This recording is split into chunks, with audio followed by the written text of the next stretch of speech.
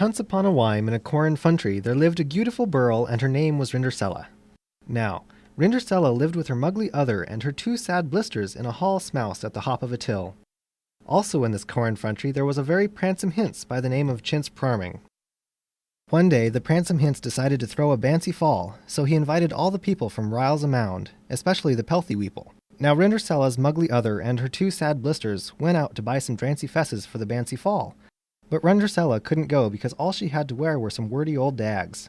Of course, this made her very mad, and brought many ears to her ties, and she cat right down and she shried. Yes, she cat right down and she shried.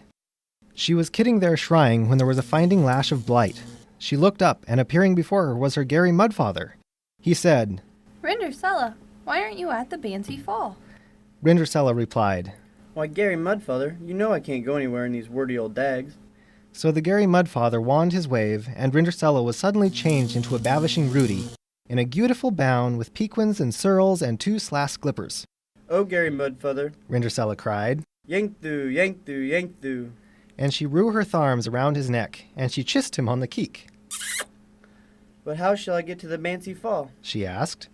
The Gary Mudfather wand his wave again, and there appeared a kig boach and hicks white sources to take her to the bancy fall.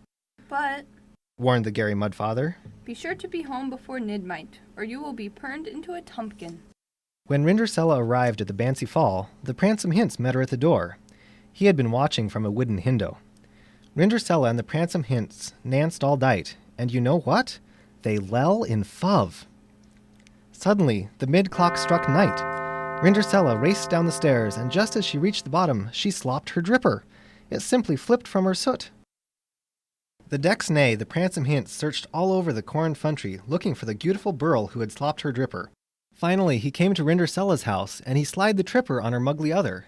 But it fidn't dit. Then he tried it on her two sad blisters. It fidn't dit them either. Then he tried it on Rindercella, and it fid dit.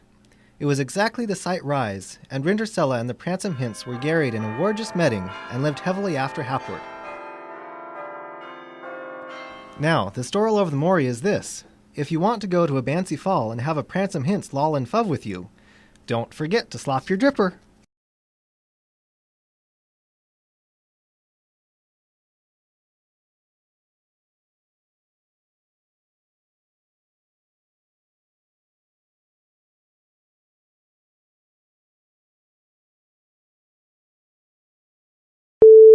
Yes, she cat right down and she shried.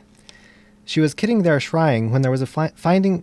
The next day, the pransome hince searched all over the corn country looking for the beautiful girl who slopped her dripper. What?